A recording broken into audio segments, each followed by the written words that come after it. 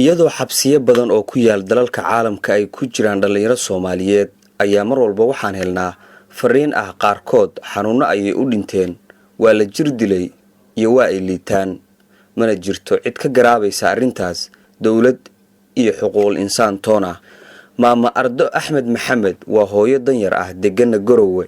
wiilkeeda Maxamuud Cabdi Shaacuur oo 9 sano ka hor lagu xiray xabsi ku yaala dalka Hindiya ayaa loo soo sheegay mar in uu xabsiga ku dhax xanuunsanayo inkastoo markii dambe ay weysay hadalkiisa hooyadan oo waayeel ah ayaa waxa ay la dalaadhacaysaa caruurta iyo xaaska wiilkeeda xiran dawladda federaalka Soomaaliya iyo maamulka Puntland iyo cid walba oo wax la qaban karta ayaa ay ka dalbatay in garab la siiyo oo wiilkeeda inta xabsiga uga dhiman Garowe lagu soo wareejiyo hooyo Ardo ayaa mar walba ka fakarta wiilkeeda waxa uu ku sugan yahay iyo warka ay ka heli doonto hurdo iyo nasasho kalena waaba ay culuubeen waxa weeye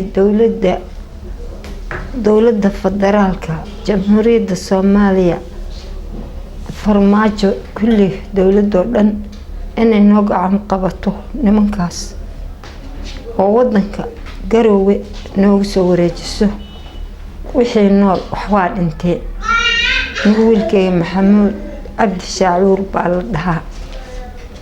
waxaan ka codsanaynaa marka dawladaha sharafta leh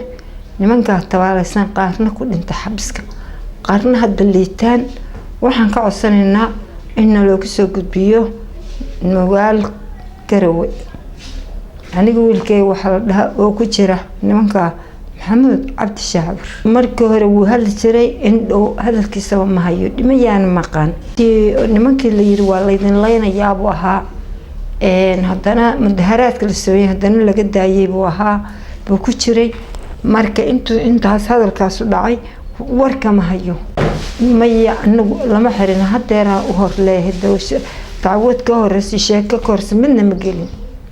waxaan ka codsanaynaa dadka tawaalaysan oo burcadbadeeda in xabiskooda ay ku dhameystaan Garowe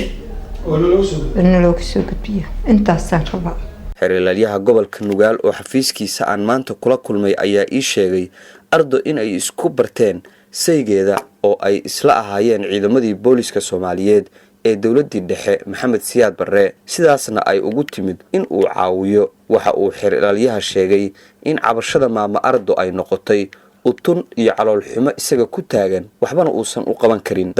marka Ardo halkan waxay keentay cabasho ay kaga cabanayso wiilkeeda oo la yiraahdo Maxamuud Cabdi Shaacuur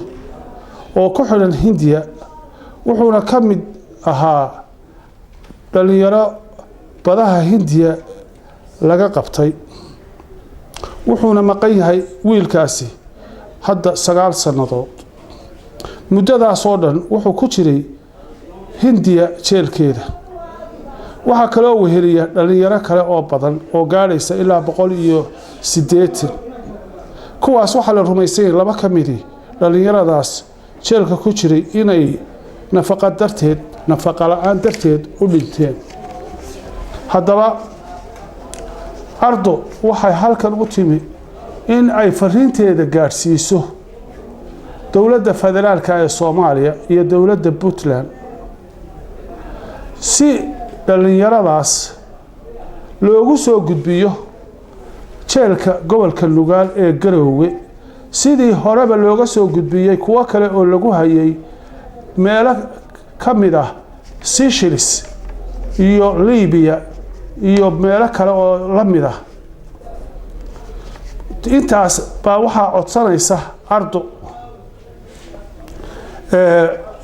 haddii taasi ay dhacdo oo wiilkaasi iyo wiilasha kale loo soo wareejiyo gobolka Nugaal way badbaadayaan xabsiga lagu xukumana way dhamaysan karaan wayna xagga nabadgelyadana way u fiican tahay marka dawladda Puntland iyo dawladda Soomaaliya ee federaalka gaar ahaan federaalka waxa halkan Ardo kaga codsanaysaa in dadaal dawladda federaalka ay samayso bal sidii loo badbaadin lahaa dhalinyaradaas ku sugan jeelka Hindiya oo xaaladooda aad looga dayrinayo dalalka caalamka waa dhif iyo naadir wadan aysan xabsiyadiisa ku jirin dhalinyaro Soomaaliyeed mana jirto dadaallo arrintaasi loogu jiro oo ah in xorriyadooda ay helaan dalkoodana dib loogu soo celiyo. Madaxweynaha Jamhuuriyadda Federaalka Soomaaliya Maxamed Cabdullaahi Maxamed Farmaajo ayaa waxa uu sheegay in xabsi ku yaala dalka dibaddiisa aysan ku sii jiri doonin dhalinyaro Soomaaliyeed xilligii uu ku jiray ololaha ah in uu madaxweynaha Soomaaliya noqdo. Maxamuud Soo Faysane, raadiyaha iyo telefishinka dowlad goboleedka Jubbaland, Garowe.